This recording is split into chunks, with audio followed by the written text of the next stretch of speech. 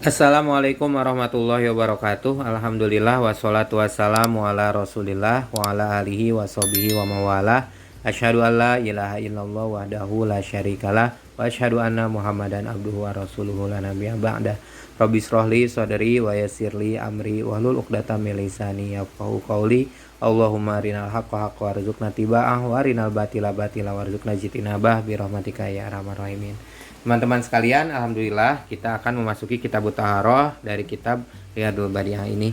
Namun sebelum memulai, buat teman-teman yang belum menghadiahkan Al-Fatihah khususnya kepada penulis kitab ini yaitu Syekh Muhammad Hasbullah, juga kepada sang pensyarah yaitu Syekh Nawawi Al-Jawi, juga kepada guru-guru kita dipersilahkan untuk baca Al-Fatihah kepada para beliau. Mudah-mudahan kita dimudahkan dan dibimbing oleh Allah Subhanahu wa taala di dalam memahami membaca kitab ini, dan juga mudah-mudahan kita dapat memahaminya, dijauhkan dari kesalahan, dan juga yang paling penting mengamalkannya secara istiqomah dan secara baik, dijauhkan dari pemahaman yang salah, dan mudah-mudahan kita jika ada salah diampuni oleh Allah dan bisa dipertemukan dengan guru-guru yang lebih kuat dalam syariatnya, di dalam ilmunya, sehingga kita bisa dikoreksi ya. Dan jangan lupa teman-teman juga jika ada yang salah silakan untuk dikoreksi dengan saling menjaga etika ya teman-teman. Insya Allah sama-sama kita juga masih belajar, saya juga gitu ya. Kitab Thaharati, adapun kitab ini menjelaskan tentang toharoh la yasihul wudu'u, tidak sah suatu wudu, karena wudu ini berkaitan nanti dengan sholat ya. Jadi misalnya sebelum wudu, nah apa sih yang harus dipenuhi dulu sebelum wudu? Nah ini la yasihul wudu'u, tidak akan sah suatu wudu kan teman-teman mau wudu, wal guslu, juga mandi. Jadi wudhu itu untuk menghilangkan hadas kecil, misalnya habis buang air gitu kan, habis membatalkan wudhu kayak bersentuhan dengan non muhrim, nanti dibahas ya. Nah itu semuanya perlu wudhu tuh, hadas kecil. Wal ghuslu, nah ghuslu itu untuk hadas besar ya, misalnya habis berjima atau habis haid gitu kan. Nah ini, atau misalnya habis melahirkan, nah, itu juga perlu mandi wajib. Nah ataupun mandi sunnah juga ya. Nah wudhu dan mandi ini wal izalatun najasati, ataupun menghilangkan najis, misalnya ada najis nih, ada kotoran hewan, ataupun juga ada kencing, misalnya bekas kencing, membersihkan nih kencing, bekas kencing dari kemaluan. Nah itu tidak akan sah kecuali ila bil ma'it tohuri, kecuali dengan air yang suci. Apakah air yang suci? Wa huwa ladzi lam taqa'a, yaitu air yang nih airnya itu lam tako, tidak didatangi, fihi najasatun, nah di dalam airnya pun harus suci. Cirinya suci, syaratnya air itu suci adalah supaya harus tidak ada najis di dalam air tersebut ya. Pertama itu tuh syarat pertamanya. Selanjutnya wala syai'un tohirun yadzubu, dan juga tidak ada sesuatu hal yang datang pada air itu, sesuatu hal yang suci yang bisa merubahnya, yang baru, perkara yang baru yang bisa merubahnya. Misalnya seperti kopi gitu ya, atau minyak kayu putih. Nah itu suci, tidak najis.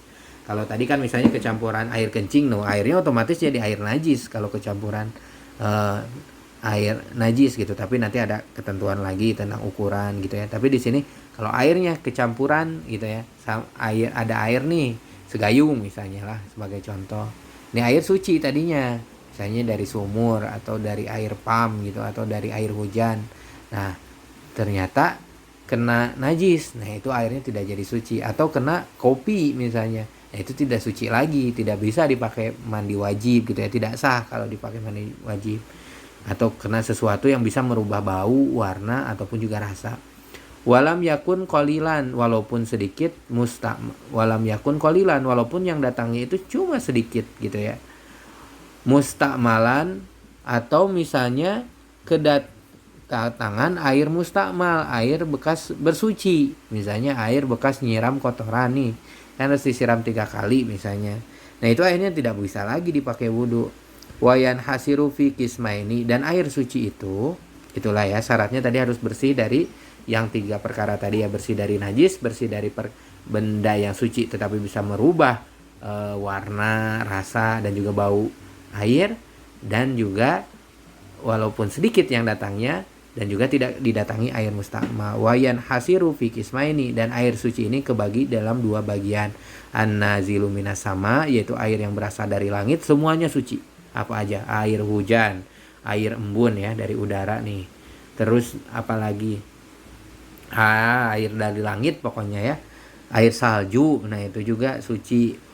Salju nih di apa disimpan gitu ya, terus dipanas, lama-lama menjadi mencair, nah itu juga bisa. Atau misalnya air hujannya itu ditampung di lautan jadi air laut, nah itu juga tidak apa-apa. Wan nunabbi'i, apa nih, wan nabi'i ya, wan nabi'i, mana fikisma ini, minas samai wan nabi'i minal ardi, wan nabi'i minal ardi, dan juga air yang yang muncul dari bumi. Misalnya air apa nih, air yaitu air sumur, mata air, air sungai gitu ya, itu kan dari bumi tuh keluarnya. Nah itulah air yang suci. Faiza waqa'a fihi syai'un minat taharati wallahu a'lam bishawab. Demikian dulu ya, sudah 6 menit. Mudah-mudahan sedikit-sedikit kita bisa tetap memahaminya dengan lebih baik. Yang penting kita paham.